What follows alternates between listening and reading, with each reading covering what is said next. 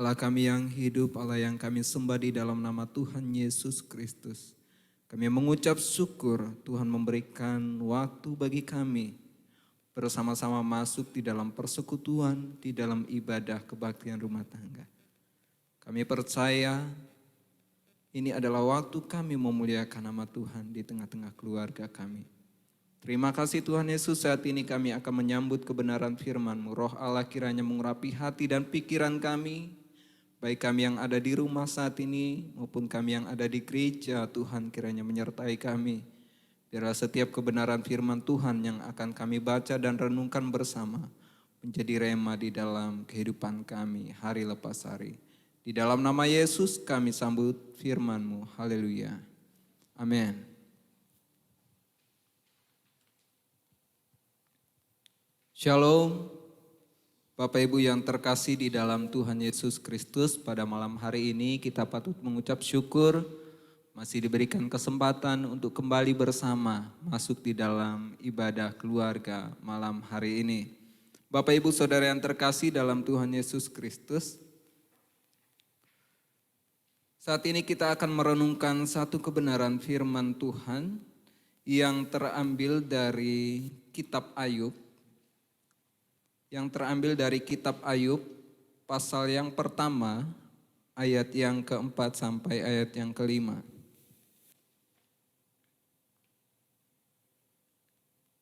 Kitab Ayub pasal yang pertama ayat yang keempat sampai ayat yang kelima, saya akan membacakannya bagi kita. Demikian firman Tuhan.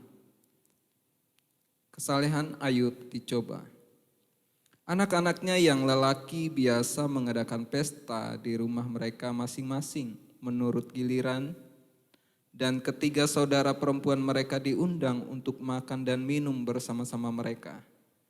Setiap kali apabila hari-hari pesta telah berlalu, Ayub memanggil mereka dan menguduskan mereka. Keesokan harinya pagi-pagi bangunlah Ayub, lalu mempersembahkan korban bakaran sebanyak jumlah mereka sekalian. Sebab pikirnya, mungkin anak-anakku sudah berbuat dosa dan telah mengutuki Allah di dalam hati. Demikianlah dilakukan Ayub senantiasa. Bapak Ibu Saudara yang terkasih dalam Tuhan Yesus Kristus, bagian firman Tuhan ini mungkin seringkali kita sudah membaca tentang kisah di dalam kitab Ayub ini, bagaimana kehidupan Ayub yang sungguh berkenan di hadapan Tuhan sebagai seorang pribadi yang saleh, yang takut akan Tuhan, yang begitu mengasihi Tuhan. Bahkan Tuhan pun mengakui itu, bagaimana Ayub begitu setia kepada Tuhan. Nah, adapun tema yang akan kita renungkan malam hari ini yaitu satu tema yang saya berikan bagi kita, yaitu quality time. Quality time. Kalau kita mendengar kata quality time ini, maka kita akan teringat dengan kampung saya, gitu ya. Di barat ya, biasa kata-kata ini dari barat. Nah, Kalimantan Barat. Nah, tapi bagian firman Tuhan ini kalau kita berbicara tentang quality time, maka seringkali kita mendengar kata-kata ini tentang kualitas waktu, waktu yang berkualitas yang bisa kita gunakan atau yang bisa kita berikan, yang kita bisa persembahkan di dalam kita melakukan segala aktivitas ataupun dalam hal apapun. Maka kita membutuhkan yang namanya quality time.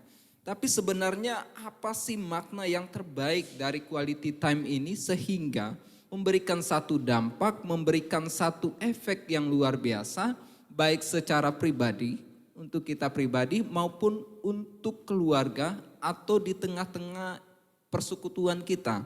Nah, Bapak Ibu Saudara yang terkasih dalam Tuhan Yesus Kristus, waktu yang berkualitas merupakan waktu yang nyamannya gini aja. Waktu yang sangat penting untuk dapat kita nikmati bersama-sama. Ya. Nah, dalam hal ini saya akan memberikan satu contoh tentang kualitas waktu dalam konteks hidup berkeluarga. Nah, Bapak Ibu Saudara yang terkasih dalam Tuhan Yesus Kristus, kehidupan kita saat ini menuntut kita untuk selalu berupaya mencapai keberhasilan, mencapai kesuksesan, mencapai tujuan kita, mencapai harapan kita. Nah, sehingga di dalam upaya untuk memperoleh itu semua atau bagaimana semua itu bisa menjadi terwujud, maka perlu yang namanya quality time.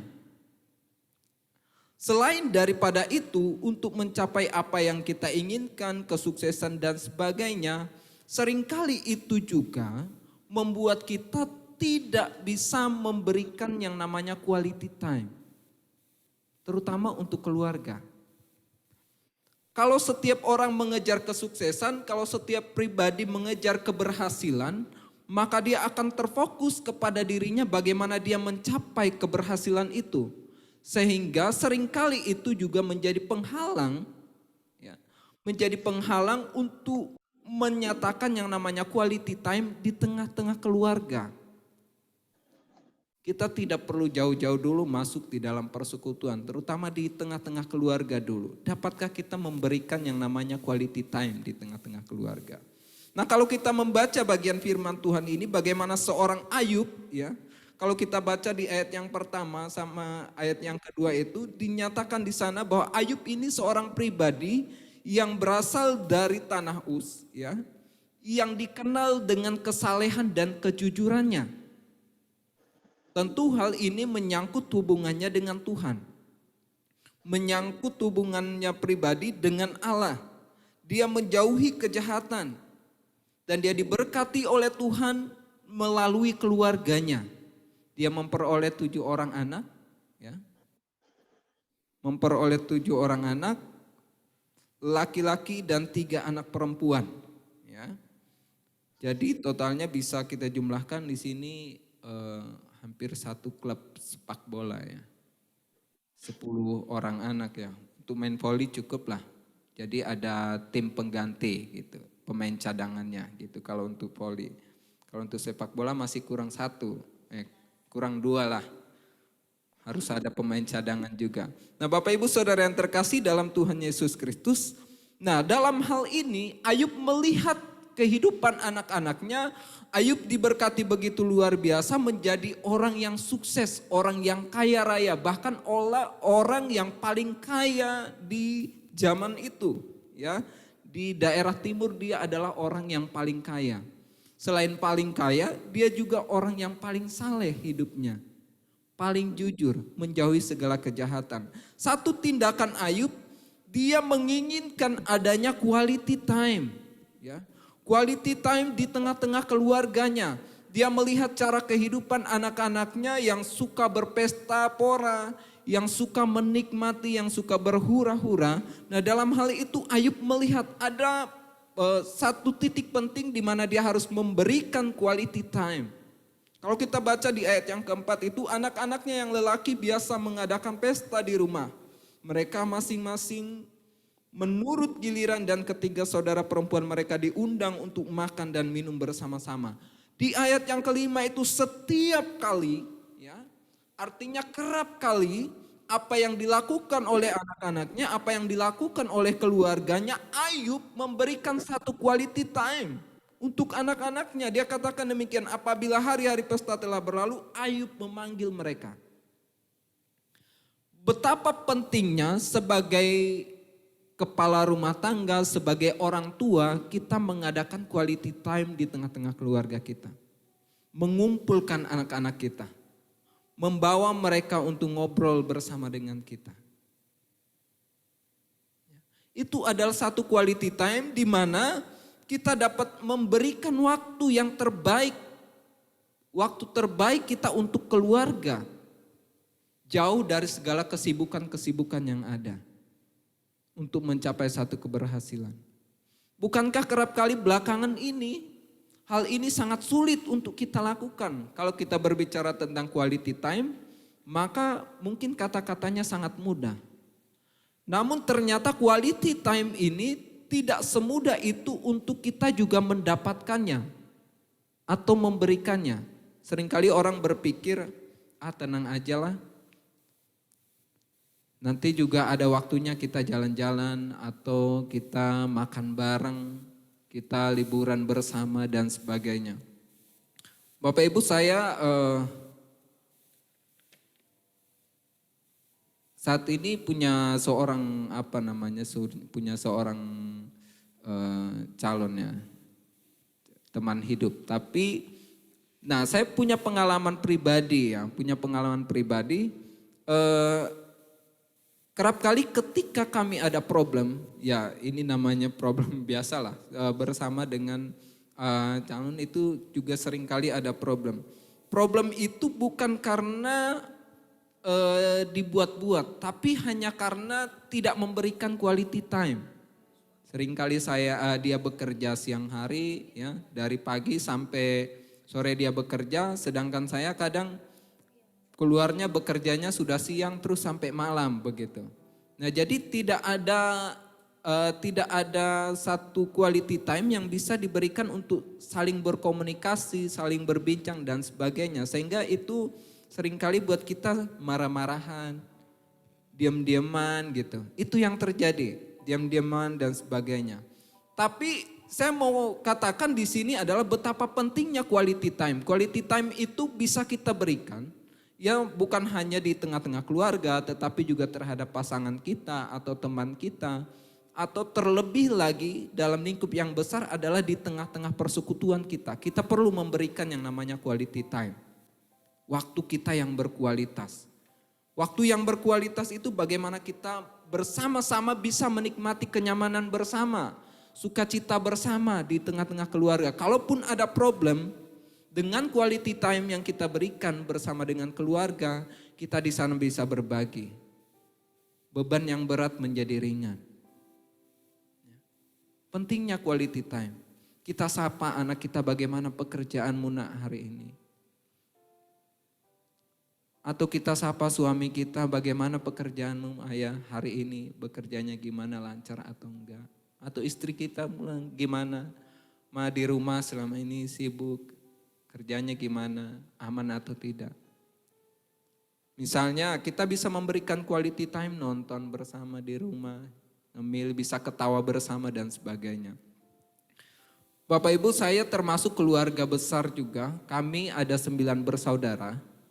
Kami ada 9 bersaudara, saya anak yang keempat dari 9 bersaudara. Saat ini kami tercerai-berai seperti Israel, ya, kemana-mana. Saya di Jakarta, kemudian adik saya juga ada yang di Pontianak, ada yang di Ngabang. Kemudian saat ini yang masih kuliah juga belum ada satu kesempatan kami memberikan quality time untuk keluarga yang kumpul bersama ya dalam keluarga besar sehingga memenuhi seisi rumah itu, bahkan menyempitkan kamar cuma 3, keluarga ada kurang lebih sekarang bertambah dengan anak cucu ada sekitar 20 orang ya. Kamar cuma 3. Jadi ya bayangkan sendiri kalau kita mengadakan quality time ya dalam satu rumah kecil milik ayah dan ibu. Nah, tapi seringkali kami sebagai anak-anak memberikan quality time kepada orang tua hanya melalui telepon. Melalui telepon dan bertanya kabar dan sebagainya. Salah satu sukacita saya adalah ketika saya menelpon yang saya tanya yang penting mereka sehat. Mereka sehat, bisa makan dan minum. Udah, itu saya sudah sukacita, artinya aman gitu. Kalau misalnya kedengarannya sudah tidak sehat, nah itu kita yang ada jauh dari rumah, itu pikiran sama hati itu kadang bekerja atau melakukan sesuatu juga nggak konsentrasi Bapak Ibu. Nah itu menyangkut tentang quality time. Nah, betapa pentingnya kumpul bersama di tengah-tengah keluarga Bapak Ibu. Membangun persekutuan. Istilah rohaninya itu bersekutu. Istri, suami, ya, dan anak-anak. Berikanlah quality time kita. Sehingga kita dapat memberikan yang terbaik juga untuk Tuhan. Nah, Ayub memberikan contoh bagi keluarga-keluarga masa kini, yaitu dia katakan bahwa apabila hari-hari pesta telah berlalu, Ayub memanggil mereka, dia mengumpulkan anak-anaknya, menguduskan mereka. Bahkan lebih daripada itu, Ayub membawa satu korban persembahan kepada Tuhan. Karena mungkin secara pribadi kita kan tidak tahu apa yang dilakukan anak-anak kita di luar sana ketika mereka pergi. Atau sebagai orang tua mestinya kita menyadari akan hal ini. Betapa pentingnya kita juga berdoa untuk anak-anak kita, membawa mereka kepada Tuhan. Kita katakan, Tuhan mungkin saya tidak tahu apa yang mereka lakukan, apa yang dilakukan anak-anak saya. Tetapi Tuhan yang tahu. Karena itu Ayub berdoa untuk anak-anaknya. Quality time di tengah-tengah keluarga itu dinyatakan di dalam hubungan bersama keluarga, anggota keluarga yang bisa menikmati sukacita bersama. Ketawa bersama, berkumpul bersama. Di bulan keluarga yang kemarin saya lihat keluarga Bapak Pendeta J.A. Korompis memberikan kesaksian pujian ya di GPSI Kasih Kudus Limo. Itu sekali kumpul satu keluarga, wow, luar biasa datang di Limo, dan kita sukacita sekali melihatnya, senang gitu. Bahagia, keluarga besar bisa bernyanyi bersama, memuji Tuhan bersama, luar biasa. Dan itu adalah salah satu bentuk quality time. Atau kita boleh menyampaikan pujian bersama dalam satu keluarga. Puji Tuhan di PKA diajarkan sebenarnya untuk memberikan quality time bagi keluarga. Ya. Dan itu harus kita sadari, itu sangat penting. Dan itu harus kita berikan di tengah-tengah keluarga kita. Pekerjaan penting, ya, tapi keluarga jauh lebih penting. Kalau kita tidak punya pekerjaan, kita kehilangan pekerjaan, tapi kita tidak akan pernah kehilangan keluarga kita. Pekerjaan kita boleh tidak ada, tetapi keluarga kita akan selalu ada bersama-sama dengan kita. Itulah bentuk dukungannya, itulah quality time-nya. Dan Ayub memberikan contoh ini Bapak Ibu. Ayub memberikan quality time-nya untuk anak-anaknya. Di dalam hal ini dia memberikan satu pengajaran, dia memanggil mereka. Ini salah satu, kalau kita lihat dalam bahasa aslinya itu, dia memanggil ini artinya dia mengumpulkan anak-anaknya, dia mengumpulkan keluarganya. Bukan saja dia berkumpul dengan begitu bisa makan dan ketawa seperti biasa, tetapi di sini ada pengajaran, ada didake. Ya. Yang dilakukan oleh Ayub adalah ada pengajaran, ada nasihat di sana. Salah satu nasihat dari orang tua saya yang selalu saya ingat, kalau kamu pergi kemanapun, yang pasti kamu harus jujur, harus rajin, dan sopan. Dengan begitu kamu akan hidup. Kamu akan diterima oleh masyarakat dimanapun kamu berada. Dan Bapak Ibu, mencari teman itu tidak mudah gitu. Kalau mencari musuh ya tinggal tabok aja sebelah kita udah bisa jadi musuh ya. Tetapi kalau mencari teman itu enggak mudah. Biarpun kita kasih teh pucuk dia di situ belum tentu dia jadi teman kita. Ya, gitu. Ya, jadi kadang teman itu harus menyogok dulu. Tetapi kalau musuh nggak perlu sogok, tinggal tampol aja udah jadi musuh. Tetapi bukan itu yang mau kita lakukan. Ya. Ayub mengajarkan kepada kita memberikan quality time bagi keluarga. Tetapi di situ juga ada pengajaran, di situ ada persekutuan, ya di situ ada doa. Itulah quality time yang terbaik bagi keluarga. Nah pertanyaannya, adakah kita sudah memberikan kualitas waktu kita untuk keluarga kita? Atau kita memberikan kualitas waktu kita untuk pelayanan kita? Kita memberikan kualitas waktu kita untuk ibadah kita? Kita memberikan quality time kita untuk Tuhan? Sebagai seorang pelayan maka kita mau memberikan quality time untuk Tuhan. Jangan memberikan sisa-sisa waktu. Saya sering ditegur. Saya sering dimarahin kalau sudah nelpon, kadang biasanya nelponnya sudah jam 10. Karena seharian gak nelpon sama calon saya, jadi nelponnya sudah jam 10, dia udah mau tidur. Jadi nelponnya itu cuma sebentar, besoknya saya dimarahin. Kalau nelpon cuma sebentar, saya bilang udah matiin saja katanya. Saya udah ngantuk dan sebagainya. Dan seringkali itu menjadi problem. Artinya betapa pentingnya kita memberikan waktu kita yang berkualitas untuk orang-orang yang kita kasihi, orang-orang yang kita sayangi, terutama Tuhan. Kalau Rasul Paulus katakan quality time untuk Tuhan itu adalah di dalam ibadah. Di dalam ibadah. Kenapa kita harus memberikan waktu kita yang berkualitas untuk ibadah kita, untuk hubungan kita dengan Tuhan? Rasul Paulus katakan segala sesuatu ya. Segala sesuatu yang kita lakukan di dunia ini tidak ada yang jauh lebih penting daripada ibadah. Pekerjaan itu akan sirna, tetapi ibadah itu berguna baik untuk saat ini maupun untuk waktu yang akan datang. Itu yang Rasul Paulus ajarkan, bicara tentang quality time. Karena itu Bapak Ibu, mari kita memberikan waktu kita yang berkualitas untuk keluarga kita. Kalau kita sudah berikan untuk keluarga, terutama kita berikan untuk Tuhan.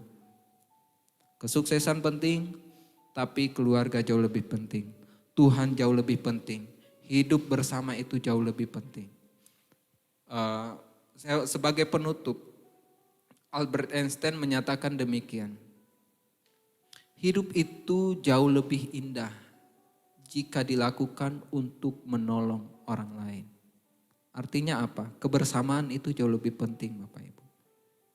Kebersamaan. Maka mari kita selalu bersama di dalam persekutuan dengan memberikan kualitas waktu yang terbaik. Sibuk itu pasti, tapi berikanlah waktu yang terbaik juga untuk keluarga, untuk pelayanan dan untuk Tuhan. Tuhan Yesus memberkati kita sekalian. Amin.